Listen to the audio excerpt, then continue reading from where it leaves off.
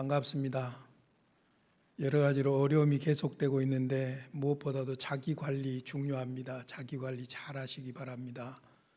사람은 누구나 다 우울증을 겪을 요소들이 있답니다. 세상 사는 것이 녹록지 않기 때문에 우울증에 걸릴 요소 하나 둘쯤은 다 있지요. 특별히 그리스도인이 어떻게 우울증에 걸릴 수 있는가 그러는데 그리스도인도 우울증에 걸릴 수가 있습니다. 그러므로 이렇게 코로나로 인해서 장기적으로 여러 가지 만남과 출입과 이런 것들을 제한받고 있을 뿐만 아니라 또 자영업을 하신 분들이나 경제적으로 어려움이 많은 이런 때에 우리가 무엇보다도 자기 관리를 잘해야 될 것 같아요. 브랜든 힐게만 목사님이 그리스도인이 우울증과 싸우는 방법을 10가지로 이야기해 놨더라고요. 한번 쭉 제목만 말씀드릴 테니까 참고해 보시기 바랍니다. 첫 번째로 자신의 마음을 하나님께 기도로 아뢰라. 자신의 마음을 늘 하나님께 기도로 아뢰라는 것이죠. 두 번째, 나를 사랑하시는 하나님을 기억하라. 어떤 상황에서도 하나님은 나를 사랑한다는 것을 기억하라는 것이고, 세 번째, 가벼운 운동이라도 운동을 시작하라는 것입니다. 운동을 절대 만만하게 보시면 안 됩니다. 네 번째, 건강에 도움이 되는 식습관을 지키라고 합니다. 식습관이 중요하죠. 다섯 번째, 아주 중요한 이야기인데 신앙 공동체를 떠나지 마라. 우울증은 혼자 있으면 더 심해지는 것이죠. 여섯 번째, 받은 축복을 세어보아라. 자꾸 없는 거 불평하지 말고 받은 복을 세어보라고 합니다. 일곱 번째, 스마트폰이나 인터넷을 지나치게 의존하지 말라. 나름대로 다 중독증이 이 부분에 있어요. 의존하지 말라는 겁니다. 여덟 번째, 충분한 수면과 휴식을 취하라. 잠자는 것을 여러분 게으르다고만 생각하지 마세요. 충분하게 수면하고 휴식을 해야 또 열심히 일할 수가 있죠. 아홉 번째, 중요하지 않는 일들을 끊어라. 별로 중요하지 않는 일들로 인해서 우리가 분주하기 때문에 문제가 있는 것이죠. 마지막 열 번째로 누군가에게 마음을 털어놓으라. 그래서 우리가 누군가에게 내 마음을 털어놓을 수 있는 이 사람 행복한 사람이죠. 우울증을 극복할 수 있는 사람입니다. 그래서 첫 번째가 자기 마음을 하나님께 아뢰라. 그렇게 기도로 아뢰라고 했고, 마지막이 누군가에게 마음을 털어놓으라. 그래도 역시 인간은 관계 속에서 우울증들을 이겨낼 수가 있는 것이죠. 자, 오늘은 성경 핵심 교리 강의 43번째 시간인데 그리스도의 신분 중에서 낮아지신 신분을 같이 공부하도록 하겠습니다. 하나님의 말씀은 빌립보서 2장 6절로 8절입니다. 그는 근본 하나님의 본체시나 하나님과 동등됨을 취할 것으로 여기지 아니하시고 오히려 자기를 비워 종의 형체를 가지사 사람들과 같이 되셨고 사람의 모양으로 나타나사 자기를 낮추시고 죽기까지 복종하셨으니 곧 십자가에 죽으심이라.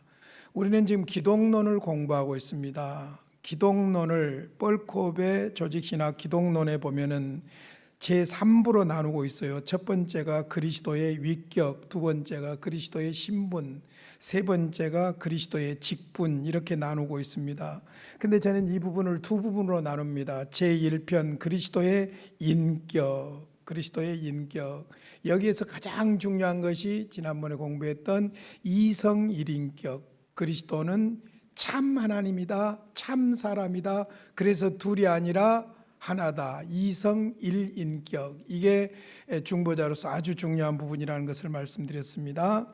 그 다음에 이제 오늘은 그리스도의 신분에 대해서 이야기를 하겠는데, 그리스도의 신분과 그리스도의 직분을 저는 그리스도의 사역으로 보는 겁니다. 그래서 그리스도란 누구냐, 존재, 인격을 다루고 제2부에서는 그리스도가 무엇을 하셨느냐, 사역에 대해서 그렇게 두 부분으로 저는 나눕니다.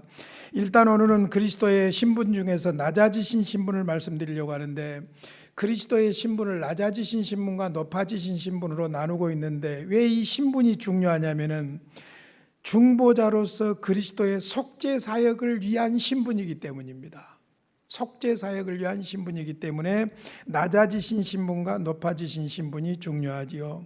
서론적으로 이 신분에 대해서 조금 이해를 하고 넘어가셔야 될 것은, 신분은 처지나 지위를 의미하고 상태는 사람의 존재 양상을 말하는데, 신학상으로 우리가 그리스도의 신분이라고 할 때는 상태보다도 처지를 말한다. 그러니까 그리스도께서 속죄 중보자로서의 속죄하기 위해서 처한 신분, 처지를 말하는 것이죠. 그리스도의 신분은 사실 영원부터 계신 하나님으로서의 신분이 있지요. 그런데 성육신 하셔서 지상에 오신 비하의 신분이 있고, 그 다음에 이제 다시 제자리로 오르신 승기의 신분, 높아지신 신분이 있는데, 우리가 기독론에서는 비하의 신분, 한문으로는 비하의 신분이라고 하는데, 쉬운 말로 낮아지신 신분과 승기의 신분, 높아지신 신분 두 부분으로 우리가 나누어서 생각을 하도록 하겠습니다. 먼저 낮아지신 신분 교리를 요약하면 크게 두 단어로 요약할 수가 있습니다. 첫째는 성육신이고 두 번째로는 죽음이지요. 사망의 고난과 죽음. 그래서 낮아진 신분 교리를 네 단계로 이야기하지만은 요약하면은 하나님이 인간의 몸을 입고 오셨다. 성육신하셨다. 그리고 하나님이 십자가에서 죽으셨다. 그렇게 볼 수가 있는 것이죠. 그래서 하나님이신 그리스도께서 성육신하신 내용을 잘 설명하고 있는 것이 바로 아까 제가 읽어드렸던 빌립보서 2장 6절로 8절이에요. 낮아지신 신분이지요. 그는 예수지요. 근본 하나님의 본체시나 성부도 하나님, 성자도 하나님, 성령도 하나님, 하나님이시죠. 하나님과 동등됨을 취할 것으로 여기지 아니하시고 오히려 자기를 비워 종의 형체를 가지사 사람들과 같이 되셨고, 사람의 모양으로 나타나사, 성육신이죠. 나타나사 자기를 낮추시고 죽기까지 복종하셨으니 곧 십자가에 죽으심이라. 그러니까 하나님이신 그리스도께서 성육신 하셨다. 그리고 율법의 요구와 저주 아래 나셔서 우리 대신 순종하시고 율법의 저주를 짊어지시고 수치스러운 사망의 고난을 받으셨다. 그래서 사실 성육신의 단계를 이제 좀 이따 배우겠습니다만은 네 단계로 나누지만은 요약하면 인간의 몸을 입고 오셨다. 그 다음에 십자가에서 죽으셨다. 그렇게 나눌 수가 있습니다. 자, 낮아지신 단계를 네 단계로 설명을 합니다. 이것은 먼저 여러분들이 좀 속으로 암송을 했으면 좋겠어요. 낮아지신 단계, 예수님의 사역을 쭉 이렇게 생각해 보시면 정리가 돼요. 첫째가 성육신, 두 번째가 인간의 몸을 입고 율법 아래서 고난을 당하셨죠. 고난. 세 번째 십자가에서 죽었죠. 죽음. 네 번째 장사 지냈죠. 무덤에 들어가셨죠. 그래서 성육신, 고난, 죽음, 장사 지냄, 이렇게 네 가지로 요약할 수가 있습니다. 암송하세요. 성육신, 고난, 죽음, 장사 지냄. 자, 그 다음에 기왕에 우리가 낮아지신 신분과 함께 다음 주에 공부할 것입니다. 높아지신 신분도 네 단계로 볼 수 있습니다. 부활하셨죠. 승천하셨죠. 하나님 우편보좌에 앉으셨죠. 마지막으로 재림하심으로 하나님의 구원 역사가 마무리되지요. 그래서 높아지신 신분은 부활, 승천, 우편보좌, 재림, 이렇게 네 가지로. 그래서 낮아지신 신분 네 단계, 높아지신 신분 네 단계, 이렇게 정리가 되는데, 오늘은 낮아지신 신분에 대해서 생각을 해보도록 하겠습니다. 첫 번째, 성육신입니다. 성육신. 사실은 성육신을 영어로는 인카네이션이라고 그러죠. 우리 한문으로는 성육신, 이룰성, 고기육, 몸신, 하나님이신 예수님이 인간의 몸을 입고 오셨다. 그래서 옛날 한문 세대에서는 요한복음 1장 1절 말씀이 육신이 되어, 그 말을 한문으로 풀이해가지고 도성인신 그러죠. 말씀도 이룰성, 사람인, 몸신. 그래서 도성인신이라고 그럽니다. 그러니까 인카네이션, 성육신, 도성인신 다 같은 말이고, 쉽게 말하자면 하나님이 인간의 몸을 입고 오셨다. 그 내용이에요. 자, 그렇다면 첫 번째로 생각할 것이 성육신의 필요성입니다. 너무나도 간단하죠. 아담 안에서 모든 인간이 죄인이기 때문에, 속죄가 필요하기 때문에 범죄 타락한 인간을 위해서 예수님이 인간의 몸을 입고 오셔야만 했다. 이미 우리는 신론에서도 하나님의 영원한 계획 속에 있다는 것까지 다 말씀을 드렸지요. 자, 성경의 요절이라고 할 수 있는 요한복음 3장 16절에 독생자, 성자를 보내신 이유를 설명하고 있습니다. 하나님이 세상을 이처럼 사랑하사 독생자를 주셨으니 이는 누구든지 그를 믿으면 멸망하지 않고 영생을 얻게 하려 하심이라. 그를 믿는 자마다 멸망하지 않고 영생을 얻게 하려 하심이라. 그러면 모든 사람들이 예수가 필요하다, 영생이 필요하다는 것을 말하고 있는 것이죠. 영생이 필요하다는 것은 무엇을 말합니까? 모든 사람이 아담 안에서 죄인이다 하는 것이죠. 누가복음 19장 10절에 보면 예수님이 친히 자신이 오신 목적을 말씀하고 있어요. 인자가 온 것은 잃어버린 자를 찾아 구원하려 함이니라. 갈라디아서 4장 4절과 5절에 보면은 구속사적으로 설명을 잘 해놨어요. 때가 참에, 하나님의 구속 경륜에 그 때가 참에 하나님이 그 아들을 성자지요 보내사 여자에게서 나게 하시고 율법 아래 나게 하신 것은 율법 아래 있는 자들을 속량하시고, 사람의 몸을 입고 온 것은 죄인인 사람들을 속량하시고 우리로 하나님의 아들의 명분을 얻게 하기 위함이다. 성경이 명확하게 이야기하고 있습니다. 그러니까 인간에게는 중보자가 필요하고, 중보자는 하나님만으로 안 되고 사람만으로도 안 되고 완전한 죄 없는 사람이어야 되고, 그래서 하나님이신 성자께서 인간의 몸을 입고 올 수밖에 없었다는 것이죠. 자, 그렇다면 두 번째로 생각할 것은 예수님이 성육신 하심으로 말미암아 신성과 인성이 막 섞어져 버리는 것인가? 그건 아니라는 것이지요. 하나님이 인성을 취하셨을 뿐이지 신성에는 아무런 변화가 없는 거예요. 그러니까 예수님은 참 하나님이다. 그런데 인간의 몸을 입고 오신 참 사람이다. 그런데 둘을 합해서 머리는 사람이고 몸은 짐승이고 그런 모습도 아니고 하나라는 거예요. 그래서 기독론에서 그리스도의 존재를 이야기할 때 이성일인격, 이것이 너무 중요한 거예요. 그분만이 진정한 중보자이시기 때문이죠. 자, 이 일을 위해서 너무나도 중요한 기독교 교리가 뭐냐면은 동정녀 탄생이에요. 성육신에 있어서 동정녀 탄생. 자, 요셉과 마리아를 통해서 우리는 예수님은 동정녀를 통해서 나셨다는 것을 정확하게 알 수 있습니다. 남녀의 성관계는 그 두 사람밖에 모르는 거예요. 그러죠. 잤다 해도 잤는지 안 잤다 해도 안 잤는지 두 사람만 알지 아무도 모르죠. 그런데 성경을 보면 정확하게 요셉이 그것을 증인으로 나서고 있고 마리아도 증인으로 나서는 것이 자연스럽게 나타나는데, 마태복음 1장 18절로 20절에 보면 요셉의 상황이 나옵니다. 예수 그리스도의 나심은 이러하니라. 그의 어머니 마리아가 요셉과 약혼하고 동거하기 전에, 자, 같이 살기 전에 약혼을 했어요. 성령으로 잉태된 것이 나타났더니, 거기서 중요한 말이 성령으로 잉태된 거예요. 그의 남편 요셉은 의로운 사람이라, 정직하고 착한 사람이라는 말이에요. 그를 드러내지 아니하고 가만히 끊고자 하여. 그러니까 사랑하는 사람을 부끄럽게 하지 않으려고 그냥 가만히 끊으려고 했어요. 막 욕하고 비난하고 그런 자세가 아니죠. 이 일을 생각할 때에 주의 사자가, 천사죠, 현몽하여 이르되 다윗의 자손 요셉아, 내 아내 마리아 데려오기를 무서워하지 말라. 그에게 잉태된 자는 성령으로 된 것이라.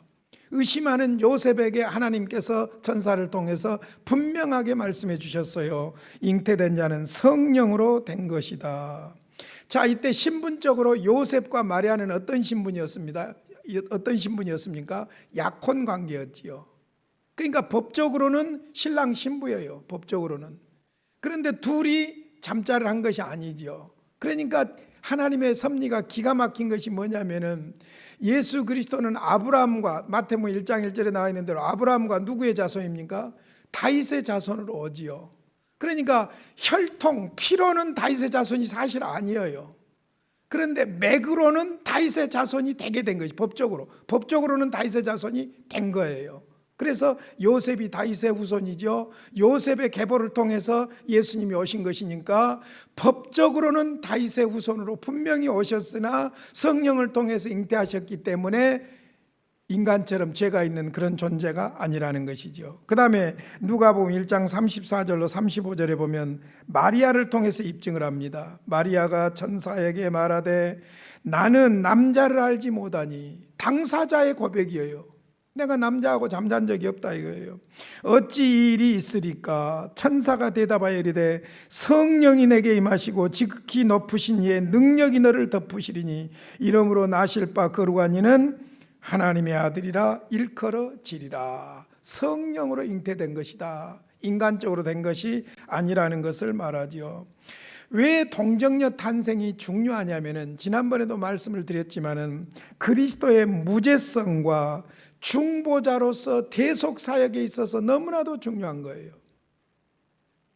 이제 그 성육신의 필요성을 이야기할 때 인간이 죄인이기 때문이라는 걸 말했잖아요. 죄를 위해서 인간이 죄값을 치러야 돼요. 그러니까 인간의 몸을 입고 오셔야 된다는 것이죠. 그러나 죄는 없어야 돼요. 근데 보통 생육법으로 탄생한 인간은 모두가 다 아담 안에서 죄인인 거예요.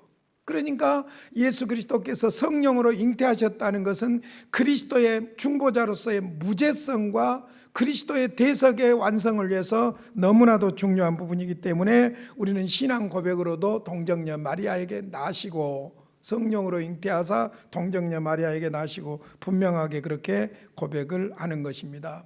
어찌됐든 낮아지신 신분 첫 번째 단계, 하나님이 인간의 몸을 입고 오셨다. 세상에 기가 막힌 이야기예요, 여러분. 창조주가 피조물의 몸을 입고 왔다는 거예요. 이것이 바로 중보자로서의 그리스도의 첫 번째 신분이지요. 두 번째, 오셔서 고난을 당하셨어요. 그리스도의 고난입니다. 자, 그 고난은 전생애가 고난입니다. 그러잖아요. 하나님이신데 인간의 몸을 입고 오셔서 인간이 살아가는 삶의 모든 고난을 다 당하는 거였어요. 뿐만 아니라 그리스도의 고난은 수동적이고 능동적인 고난을 통해서 구원을 이루신 거예요. 오페로 말하자면 씨알과 나달처럼 수동적이고 능동적인 그리스도의 순종인데, 수동적인 순종이라는 고난이라는 말은 무슨 말이냐면은 율법 아래서 고난을 당하셨다는 거예요. 행위 언약과 관련하여 아담 안에 있는 죄를 제거하시려고 자신을 율법 아래 두시고 죄의 책임을 짊어지고 율법의 저주를 다 받으셨다는 것이죠. 그래서 갈라디아서 4장 4절에 때가 참에 하나님이 그 아들을 보내사 여자에게서 나게 하시고 율법 아래 나게 하셨다. 그래서 율법 아래서 고난을 당하셨죠. 그 다음에 능동적인 고난은 십자가의 죽음을 말합니다. 율법의 모든 조건에 순종하여 십자가의 죽음으로 율법의 요구를 충족시키고 죄인들이 영원한 생명을 획득하게 하신 것이지요. 그러므로 그리스도인은 그리스도 안에서 율법 아래 있지 않고 은혜 아래 있게 된 소위 은혜 언약의 성취가 그리스도를 통해서 이루어졌던 것을 볼 수 있지요. 예수님께서 십자가를 지지 않을 수도 있지요. 하나님이시니까. 그러나 능동적으로 죄인들을 위해서 순종하신 것이지요.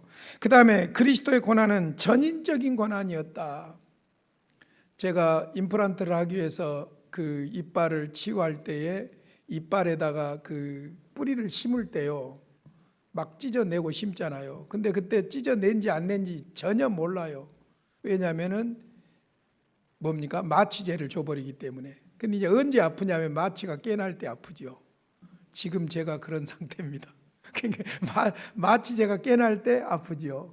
마취해버리면 안 아프죠. 그러니까 그리스도가 십자가에서 죽으실 때 그 고난이라는 것이 하나님으로서 당하는 고난이니까 아픔이 없었을 것이다. 그게 아니에요. 전인적이에요. 괴롭고 아프고 힘들고 고통스럽고 이런 모든 인간적인 고통을 다 당하신 거예요. 그래서 전인적인 고난이었다. 성경 몇 구절 볼게요.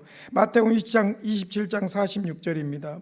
제9시쯤에 예수께서 크게 소리질러 이르시되 엘리 엘리 라마 사박다니 하시니 이는 곧 나의 하나님 나의 하나님 어찌하여 나를 버리셨나이까. 크게 소리질렀어요.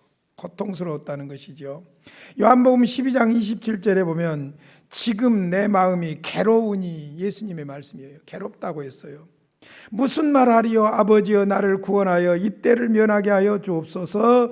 그러나 내가 이를 위하여 이때에 왔나이다. 너무너무 힘드니까 면하게 해주십시오. 그러나 이때 이 구속을 위해서 내가 왔습니다.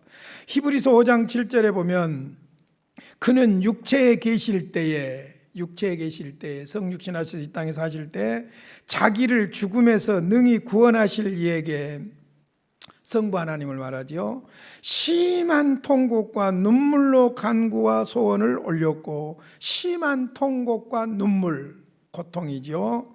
그의 경건하심으로 말미암아 들으심을 얻었느니라. 심한 통곡을 했다, 눈물을 흘렸다. 전인적인 것이라는 것이죠.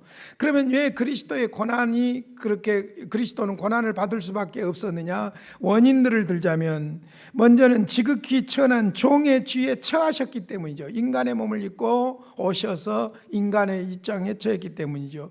두 번째, 순결하신 하나님이 죄의 분위기에서 생활하셨기 때문이죠. 인간의 몸을 입고 인간의 상황 속에서 사셨기 때문입니다. 세 번째, 십자가의 고난을 미리 아시고 사셨어요.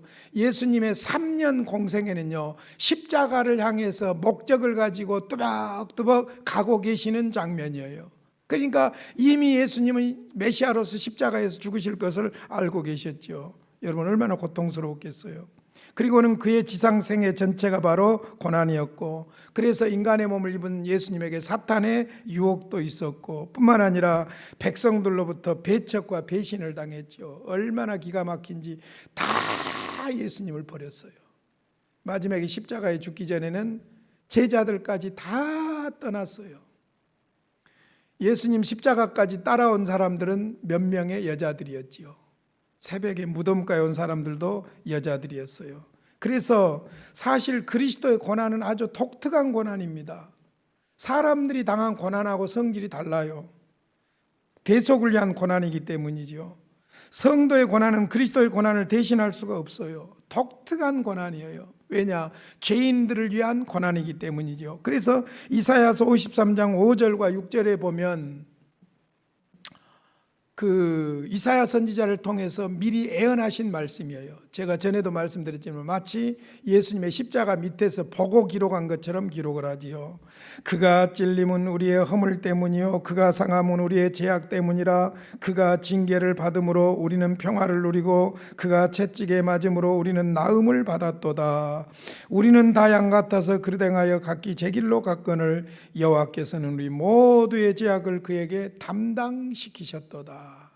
우리 같이 한번 다시 읽겠습니다. 시작. 그가 찔림은 우리의 허물 때문이요 그가 상함은 우리의 죄악 때문이라. 그가 징계를 받음으로 우리는 평화를 누리고 그가 채찍에 맞음으로 우리가 나음을 받았도다.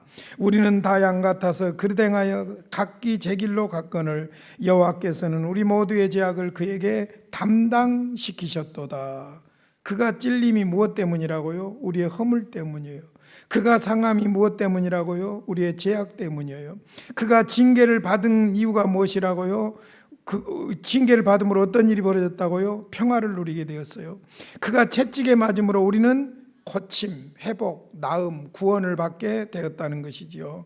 그래서 6절에서 결론처럼 말합니다. 우리는 다 양 같아서 그릇 행하여 각기 제 길로 제멋대로 살았지만은 여호와께서는 우리 모두의 죄악을 그에게 담당시키셨도다. 예수님이 십자가에 내 죄를 대신해서 죽었어요. 그러니까 예수를 믿으면 예수 죽음 내 죽음이 되는 거예요. 그래서 나는 그리스도로 말미암아 구원을 받게 되는 줄로 믿습니다. 여기서 그리스도의 고난이 독특하다는 이야기를 왜 하냐면은 로마 캐토릭에서는 성자 제도가 있죠. 성자 제도. 그래서 성인, 성자들을 위해서 그들이 우리를 위해서 기도한다고 그렇게 가르치고 하지요. 자칫 잘못하면 이제 어떤 문제가 생기냐면은 성인들의 기도가 혹은 성인들의 고난이 우리의 죄를 어떻게 하는 것처럼 오해받을 수가 있단 말입니다.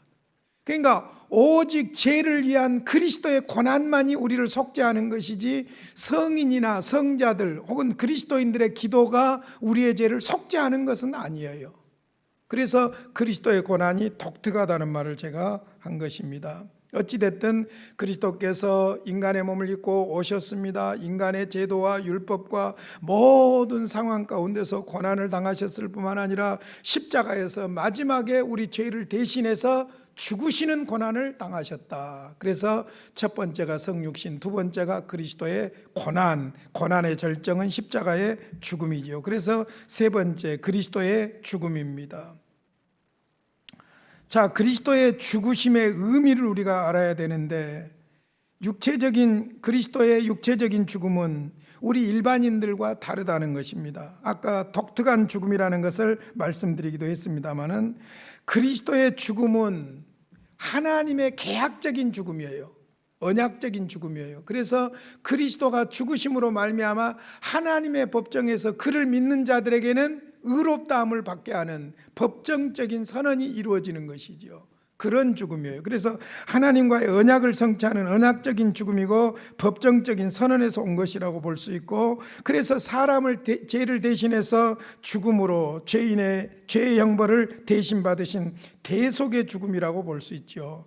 나중에 이제 그리스도의 소위 사역에 가서 우리가 속죄 사역에 대해서, 제사장적인 사역에 대해서 구체적으로 공부를 할 겁니다만은, 그리스도의 죽으심의 의미를 네 단어로 요약할 수가 있어요. 그것은 무엇으로 연결을 시키냐면은 그리스도인이 죄인이라는 점과 죄인을 대신해서 예수님이 십자가에 죽어야 된다는 면에서 네 단어로 정리할 수가 있는데, 첫 번째 단어가 희생이에요. 무슨 말이냐면은 죄인은 죄의 형벌을 반드시 받아야 합니다.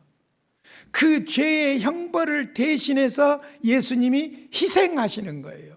그러니까 예수님의 죽음의 의미는 무엇이냐? 죄인들을 위한 희생이다. 그래서 구약에서도 계속해서 예표적으로 제사 제도를 통해서 이것을 보여왔죠. 죄인들을 대신해서 어린 양이나 소나 염소가 희생을 당한 것이죠. 그래서 그리스도의 대속의 죽음의 의미, 첫 번째는 희생, sacrifice, 희생이에요. 두 번째는 화목입니다. 왜 화목이냐면은 죄인은 죄를 혐오하는 하나님의 진노를 감당해야 돼요. 예수님이 공의로우신 하나님의 죄에 대한 진노를 대신 감당하심으로 말미암아 하나님과 어떻게 된 것입니까? 화목하게 된 거예요. 그러니까 그리스도의 십자가로만 하나님과 원수된 우리를 화목시킬 수가 있는 것이지요. 그래서 예수님은 어린 양으로서 죄를 대신해서 십자가에서 죽은 것입니다. 그래서 화목을 우리가 프로피티에이션이라고 그러는데, 하나님과 등 돌린 사이, 하나님은 죄에 대해서 진노하시기 때문에 반드시 그 죄값에 대해서 형벌을 내려야 돼요. 그것을 대신해서 희생하심으로 하나님과 화목하게 하는 분이 바로 예수 그리스도의 십자가의 죽으심이라는 것이죠. 세 번째로는 화해입니다. 리콘실리에이션인데, 죄인은 죄 때문에 하나님으로부터 분리되었습니다. 그러니까 화목이라는 개념과 화해라는 개념을 조금 더 세밀하게 생각을 해보세요. 그러니까 하나님은, 공의로우신 하나님은 죄를 반드시 진노하고 벌할 수밖에 없는데 대신 희생하심으로 하나님과 화목하게 되었고, 그 다음에 하나님과 죄 때문에 하나님과 분리된 우리를 십자가에서 예수님이 죽으심으로 어떻게 했습니까? 다시 화해하게 해주셨다는 것이죠. 연합하게 해주신 것이죠, 하나님과. 그래서 희생과 화목과 화해라고 볼 수가 있고, 가장 결정적인 단어가 구속이에요. 대속, 리뎀프션이라고 그러죠. 죄인은 죄와 사탄의 나라의 노예로 갇히게 되었다. 그러니까 거기에서 예수님이 십자가에 죽으심으로 값을 지불하고 사주신 거예요. 그래서 대속 혹은 구속 같은 말이죠. 구속이라는 말이 뉘앙스가 좀, 감옥에다 구속해 분단 말하고 오해할까 무서운데, 구원해서 속량한다는 말, 대속, 대신해서 속량한다는 그런 개념으로 대속이라는 혹은 구속이라는 용어를 쓰지요. 그래서 그리스도의 죽음의 의미는 희생이고 화목이고 화해고 구속이다. 그래서 구약의 제사 제도에서 죄인들이 어린 양을 가지고 제사장 앞에 왔을 때 머리에다 안수를 하지요. 내가 죽어야, 이 죄 때문에 망하고 죽어야 되는데 이 어린 양이 대신 죽는다는 거예요. 그래서 대속이라 그런 용어를 쓰는 것입니다. 그 다음에 이제 그리스도의 죽음과 관련해서 로마법의 재판과 선고가 있었는데, 예수님은 두 군데서 재판을 받으셨지요. 유대 법정에서 재판을 받으셨고 빌라도의 법정에서 재판을 받으셨죠.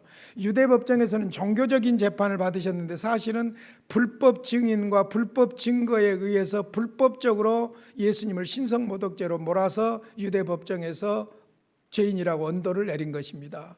그러나 사형 언도는 그때 당시에 법적으로 유대 법정이 내릴 수 있는 권한이 아니고 로마 법정이 내릴 수 있는 권한이 있습니다. 그래서 로마 법정, 빌라도의 법정으로 가게 되는 것이죠. 그래서 예수님이 빌라도의 법정에서 사형 언도를 받는데, 아주 아이러니컬한 것은 무슨 말이냐면은, 빌라도가 빌라도의 법정에서 예수 그리스도가 죄가 있다는 것을 발견했습니까? 못했습니까?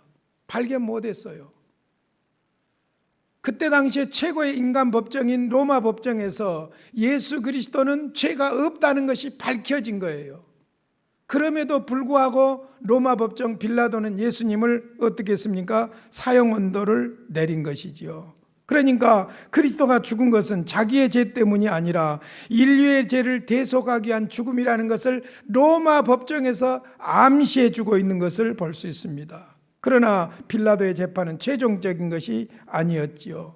오히려 제2차적인 의미의 세력에 의해서 고난을 받으셨고, 그 고난은 우리를 위하여 저주를 받으신 것으로 증거가 된다는 것입니다. 그래서 사실 로마 법정에서 인간적으로 죄가 없으신 것이 분명하게 나타났고, 그럼에도 불구하고 사형언도를 받으심으로 예수님은 죄 없으신 분으로서 죄인들을 대신해서 죽는다는 것을 재판장에서도 암시적으로 나타내는 것이지요. 그래서 갈라디아서 3장 13절에 이런 말씀을 합니다. 그리스도께서 우리를 위하여 저주를 받은 바 되사 율법의 저주에서 우리를 속량하셨으니, 값주고 샀다는 것이죠. 기록된 바 나무에 달린 자마다 저주 아래 있는 자라 하였습니다. 구약의 율법의 신명기서에 나무에 달린 자마다 저주 아래 있는 자지요. 그런데 예수님이 바로 그 나무에 십자가에 달려서 인간들의 죄를 대신하여 저주를 받으신 것입니다. 자, 어찌됐든 그리스도의 성육신과 그리스도의 고난과 그리스도의 죽음에 대해서 말씀을 드렸습니다. 사실은요, 그리스도의 존재와 사역에 있어서 가장 중요한 것이 속죄 사역이라고 볼 수 있어요. 그래서 십자가의 죽으심이 가장 큰 의미가 있어서 제가 십자가의 죽음의 의미 이런 것들을 조금 세밀하게 설명을 했습니다만은, 나중에 그리스도의 사역에 가서 왕, 제사장, 선지자직을 설명할 때 제사장으로서의 직에서 죽음의 의미가 더 구체적으로 속죄가 다루어질 것입니다. 자, 마지막 네 번째로 그리스도의 장사, 무덤에 들어가신 것이죠. 아담의 범죄 후 하나님이 말씀하시기를 흙으로 돌아갈 것이라고 했지요. 창세기 3장 19절에. 그러니까 죄인이 흙으로 돌아가는 것이 죄의 형벌의 한 부분이기 때문에 완전한 죽으심과 함께 장사 지냄까지 당하신 것이죠. 무덤에 이르신 것이죠. 사실 예수님이 무덤에 이르렀던 것 자체가 완전한 죽음을 증거하는 것이라고 볼 수 있습니다. 지난 시간에도 말씀드렸지만은 부활을 부정하는 사람들이 예수님이 설 죽었다. 그런데 차가운 바위 무덤에 넣으니까 살아나 버렸다. 그렇게 이야기하려고 하는데 아니죠. 예수님은 완전히 죽으셨고 장사 지낸 바가 되었습니다. 자, 예수님이 완전히 죽었다는 것에 대해서 성경적인 증거들이 있어요. 여러분들이 홈페이지를 좀 참고하시되 제가 사도행전 2장 27절과 13장을 좀 소개해 드리겠습니다. 이는 내 영혼을 음부에 버리지 아니하시며 주의 거룩한 자로 썩음을 당하지 않게 하실 것이미로다. 시편 16편 9절로 10절을 인용하고 있는 말이에요. 그 다음에 사도행전 13장 34절 35절 보면 또 하나님께서 죽은 자 가운데서 그를 일으키사 다시 썩음을 당하지 않게 하실 것을 가르쳐 이르시되 내가 다윗의 거룩하고 미쁜 은사를 너희에게 주리라 하셨으며 또 다른 시편에 일렀으되 주의 거룩한 자로 썩음을 당하지 않게 하시리라 하셨느니라. 무덤에 들어갔다는 것을 다 증거하고 있는 말씀들이죠. 자, 그래서 어찌됐든 그리스도는 무덤에 들어가셔서 장사 지낸 바 되셨다. 자, 여기서 이제 다른 건 홈페이지를 좀 여러분들이 성경이랑 참고하시고요. 시간이 없으니까 한 가지 설명하고 넘어가야 될 것이 있어서 좀 쭉 넘어가겠습니다. 지옥에 내려갔다는 것에 대해서 좀 설명을 드리도록 하겠습니다. 우리 사도신경에는 그런 말씀이 없지요. 장사 지낸 바 되었다가 사흘 만에, 죽은 자 가운데서 사흘 만에 부활하셨다. 바로 이렇게 나오는데, 서양의 사도신경에 보면은 dead and buried, 죽으시고 묻히셨다.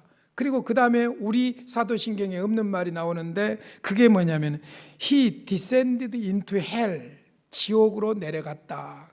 그 고백이 나오는 거예요.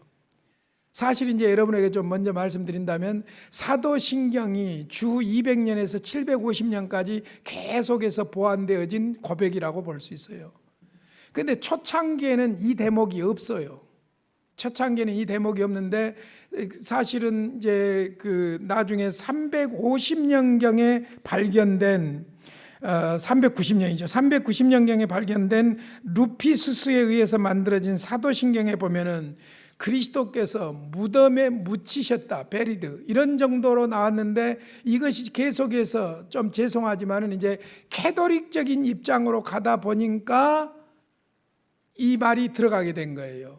지옥으로 강화 내려가셨다, 이 말이 들어가게 된 것이죠. 그래서 우리 사도신경에는 없습니다. 서양교회 사도신경에는 이 말이 있는데 우리나라 사도신경에는 없습니다. 없는 것이 개혁주의적인 입장입니다. 칼빈은 이 어구를 상징적으로 받아들여야 한다고 했어요. 왜냐하면 예수님의 몸이 무덤 속에 있었지 지옥으로 간 것은 아니었으니까. 그 다음에 예수님의 영혼은 사후 즉시 제자리로 가셨지 지옥으로 간 것은 아니니까. 그러니까 그리스도께서 문자 그대로 지옥에 가지 않았기 때문에 이 말은 들어갈 수가 없다는 것이죠. 그런데 지옥으로 갔다는 말은 어디에서 나온 것이냐면은 몇몇 오해받을 만한 성경 구절들이 있어요. 그 구절에 대한 해석 때문에 그런 겁니다. 이거는 시간이 가더라도 좀 설명을 해야 돼요. 에베소서 4장 8절과 9절을 보겠습니다. 이러므로 이르기를 그가 위로 올라가실 때에 사로잡혔던 자들을 사로잡으시고 사람들에게 선물을 주셨다 하였도다. 올라가셨다 하였은즉 땅 아래 낮은 곳으로 내리셨던 것이 아니면 무엇이냐. 여기에서 땅 아래 낮은 곳으로 내리셨던 것, 이것을 지옥으로 생각한 거예요. 그러니까 지옥에 내려가셨다고 오해를 한 것이죠.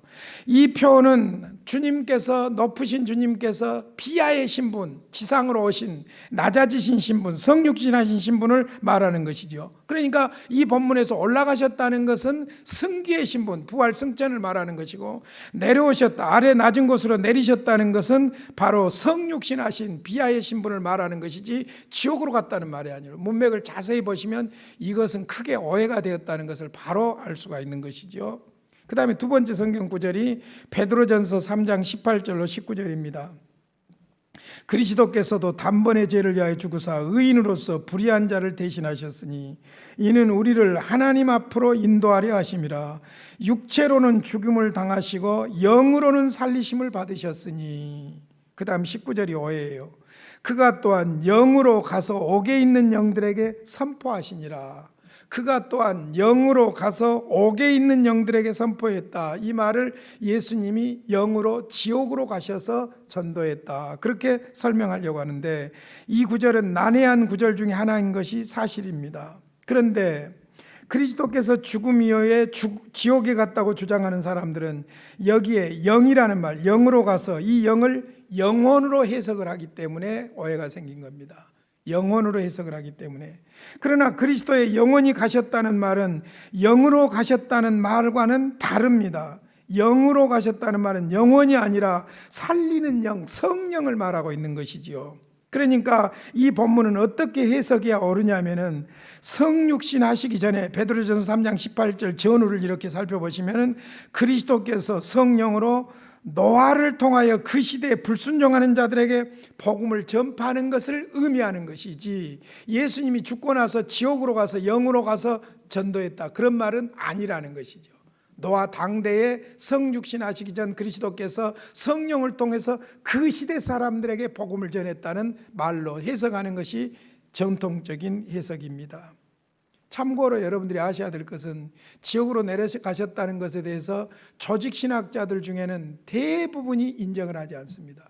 벌콥도, 그루뎀도, 칼빈도, 제가 지금 제일 참고하고 있는 것이 벌콥의 조직신학이고 그루뎀의 조직신학인데 부정합니다. 칼빈도 마찬가지입니다. 자, 세 번째, 베드로전서 4장 4절로 6절을 보니까, 이러므로 너희가 그들과 함께 그런 극한 방탕에 다름질하지 아니하는 것을 그들이 이상히 여겨 비방하나, 그들이라는 말에 관심을 가져보세요. 그들이 산자와 죽은 자를 심판하기로 예비하신 이에게 사실대로 고하리라. 이를 위하여 죽은 자들에게도 복음이 전파되었으니 이는 육체로는 사람으로 심판을 받으나 영으로는 하나님을 따라 살게 하려 함이라. 여기에 죽은 자들에게 복음이 전파되었으니, 그러니까 죽은 자들이 가 있는 지옥에 복음이 전파되었다, 이런 식으로 해석을 하는데, 앞뒤 문맥을 자세히 보세요. 그리스도의 영혼이 지옥에 가셔서 거기 있는 영혼들에게 전도하는 것으로 오해를 하고 있는데 잘못된 해석입니다. 그 다음에 설명을 보시면은 복음을 받고 죽은 자들은 그들이 복음을 받을 때 아직 죽지 않았던 자들이었어요. 그러므로 여기서 죽은 자들에게 복음이 전파된 것은 그들이 세상을 떠나기 전에 땅에 있을 때 복음을 받았다는 이야기를 이야기하는 것이죠. 복음을 들었다는 것을 이야기합니다. 마지막으로 이제 네 번째 성경 구절인데 시편 16편 9절로 10절입니다. 이러므로 나의 마음이 기쁘고 나의 영도 즐거워하며 내 육체도 완전히 살리니 이는 주께서 내 영혼을 수월에 버리지 아니하시며 주의 거룩한 자를 멸망시키지 않으실 것임이니이다. 이게 이제 메시아에 대한 예언적인 말씀이기 때문에 주께서 내 영혼을 수월에 버리지 아니하시며, 수월을 지옥이라고 우리가 그러잖아요. 그러나 여기에는 해석상에 무슨 문제가 있냐면은 수월이라는 것이 지옥만을 말하는 것이 아니라 죽음도 수월이라고 그럽니다. 죽음도 수월이라고 그래요. 그래서 여기에 수월이라는 말은 지옥이라고 해석하기보다는 시편 3편이나 시편 7편이나 11편이나 30편에 반복적으로 나오는 것을 보면은 죽음의 상태를 가리키는 것이죠. 메시아를, 그리스도를 십자가에서 죽게 하시고 그 죽음 상태로 버려두지 않고 부활하게 하셨다는 것을 말씀하는 것이라고 볼 수 있지요. 자, 그렇게 해서 그리스도의 낮아지신 신분에 대해서 네 단계를 설명해 드렸습니다. 네 단계만이라도 기억하시고 마무리하지요. 첫째 뭡니까? 성육신. 두 번째 고난. 세 번째 십자가의 죽음, 그리스도의 죽음. 네 번째 장사 지냄, 무덤에 들어가셨죠. 자, 그래서 네 단계입니다. 우리 죄를 위한 중보자로서 이 신분이 필요했던 것입니다. 그래서 인간의 몸을 입고 오셨고 고난을 당하셨고 십자가에 죽으셨고 무덤에까지 장사 지낸 바 되었습니다. 자, 여러분들이 교리를 공부할 때 지금 기독론이에요. 기독론에서 그리스도의 인격을 말할 때도 이성 1인격이 핵심적인 것이니까 잘 기억해 두시고요. 그리스도의 신분을 이야기할 때도 오늘 낮아지신 신분 이야기하고 다음 주에 높아지신 신분 이야기할 텐데, 낮아지신 신분 그런 게 어쨌다는 말이냐 이걸 물어야 돼요. 높아지신 신분 왜 그랬단 말이냐 그거예요. 그것은 그리스도가 중보자로서 중보사역, 구속사역을 위해서 신분을 낮출 수밖에 없었고 높이신 신분이 될 수밖에 없었다는 것이죠. 그래서 중보자로서의 우리의 속죄를 위한 신분이다. 이걸 명심하지 않으면 우리가 지금까지 설명한 것이 다 헛된 거예요. 그래서 그리스도는 우리 죄를 위해서 낮아지셨다. 인간의 몸을 입고 오셨고 고난을 당하셨고 십자가에 죽으셨고 우리와 같이 무덤에까지 경험을 하셨다. 고마우신 아버지 감사합니다. 예수님은 참 하나님이고 참 사람이고 우리의 죄를 위해서 인간의 몸을 입고 오셨고 고난을 당하셨고 십자가에서 죽으셨고 무덤에 이르렀습니다. 감사합니다. 우리 주님께서 내 죄를 대신하여 죽으심으로 내가 죄사함 받은 하나님의 자녀가 되었습니다. 기독론을 공부하면서 내 죄를 사하신 그리스도의 은혜에 감격하도록 성령께서 역사하여 주시옵소서. 예수님의 이름으로 기도하옵나이다. 아멘.